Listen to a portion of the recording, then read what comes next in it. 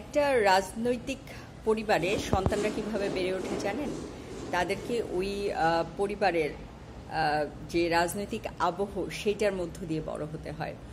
গ্রাম থেকে যখন একজন চাচা একজন লোক আসে, তাকে একদম ফ্যামিলিয়ার মেম্বারের মতো করে আপ্যায়িত করতে হয়, তার সমস্যা শুনতে হয়, তার দেখভাল করতে হয়। তো আমি জানি না আর কোনো প্রফেশনে এরকমটা ঘটে কিনা। এ কারণেই রাজনৈতিক পরিবারের ছেলেমেয়েরা না রাজনৈতিক ওই আবহটা বুঝতে পারে। তাদের মধ্যে অটোমেটিক্যালি ওই ধৈর্যশীলতা, মানুষের প্রতি দেখভালের বিষয়টা, কেয়ারিং বিষয়টা চলে আসে, যেটা কিনা অন্যখানে দেখা যায় না। এখন যারা বলছেন রাজনীতিতে পরিবারতন্ত্র নিয়ে, আমি আপনাদেরকে বলবো বিশ্বের দিকে তাকান। বিশ্বে পরিবারতন্ত্রটা আছে কিনা সেটা দেখেন। মার্কিন যুক্তরাষ্ট্রে আপনারা দেখেছেন সিনিয়র জর্জ ডব্লিউ বুশের সন্তান পরবর্তীতে প্রেসিডেন্ট হয়েছে। নিঃসন্দেহে তিনি যোগ্য ছিলেন বলে আমেরিকার মতো জায়গায় প্রেসিডেন্ট হতে পেরেছেন।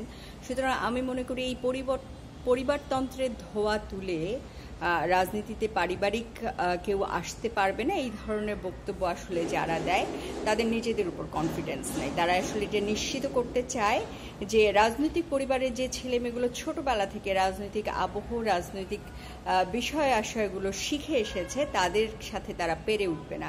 সেই কনফিডেন্সের অভাবেই তারা এই সমালোচনাগুলো করে এবং তারা নিশ্চিত হতে চায় যে রাজনৈতিক পরিবারের ছেলেমেয়েরা রাজনীতিতে আসবে না, এবং তারা আইন করে এটাকে বন্ধ করতে চায়। কিন্তু আমি বলবো যে যাদের রাজনীতি করার ইচ্ছা আছে, যেমন আমি বলছি যে আমার ফাদার ইন ল, তাদের কেউ আগের জেনারেশনে পলিটিক্সে ছিল না। তারা একেবারে মাঠ পর্যায়ের পলিটিক্স করে জাতীয় পর্যায়ে, জাতীয় সংসদ পর্যন্ত যেতে পেরেছে, মন্ত্রী পরিষদ পর্যন্ত যেতে পেরেছে। সুতরাং আপনাদের যাদের কনফিডেন্স আছে রাজনীতিতে আসেন, জনগণের জন্য যদি সত্যিই ভালো কিছু করতে চান, তাহলে আইন করে কারো আসার পথ আপনাকে নিষিদ্ধ করতে হবে না। আইন করে পরিবারতন্ত্রের সমালোচনা করে সংবিধানের মধ্যে এটা ঢুকিয়ে দিতে হবে না যে একই পরিবার একজন ব্যক্তি 2 বা 3 বার আসতে পারবে না।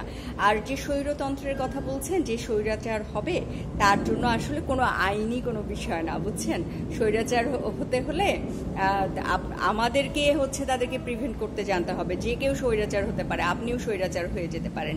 এই যে বৈষম্য বিরোধী আন্দোলনের নেতাদেরকে দেখেন, তারা কোটা বিরোধী আন্দোলন করলো, কোটা বিরোধী আন্দোলন করে 3 জন আবার কোটার মধ্যে থেকে অন্তর্বর্তীকালীন সরকারে যে বসে আছে, বাকিদের কিন্তু কোনো খোঁজ খবর নাই। তারা সরকারি সুযোগ সুবিধা নিচ্ছে। এর মধ্যে আবার একজন দপ্তরবিহীন মন্ত্রীও আছে, তার কোনো কাজকর্ম জানি না, আমাদের ট্যাক্সের টাকায় সে সুন্দর মতো সরকারি সুযোগ সুবিধা ব্যবহার করে যাচ্ছে, মাঝে মাঝে ফেসবুক স্ট্যাটাস দিচ্ছে, বিভিন্ন জনসভায় যে জ্বালাময়ী বক্তৃতা দিচ্ছে।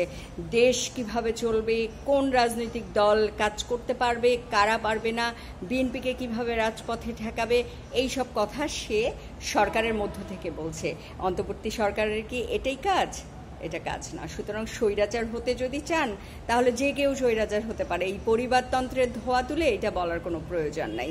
এবং যারা বিশেষ করে সুশীলদের সমালোচনায় যেসব রাজনীতিবিদ বলে যে না, এই পরিবারতন্ত্রটার আসলে তারাও বিলোপ করতে চায়, আমি তাদেরকে বলবো যে একটা রাজনৈতিক পরিবারের ছেলে মেয়ে যেভাবে রাজনীতিটাকে দেখে, যেভাবে রাজনীতিটাকে জানে, যেভাবে তারা জনগণের সাথে থাকাটা শেখে, সেটা কি একজন হঠাৎ করে রাজনীতির ময়দানে আসা মানুষ শিখে যেতে পারবে? এটা একটা দীর্ঘ প্রক্রিয়া। সুতরাং কারো কথায় কোনো কিছুতেই এই ধরনের সিদ্ধান্ত নিয়ে আসলে রাজনৈতিক পরিবারের ছেলেমেয়েদেরকে বঞ্চিত করার সিদ্ধান্তটা নেওয়া ঠিক হবে না।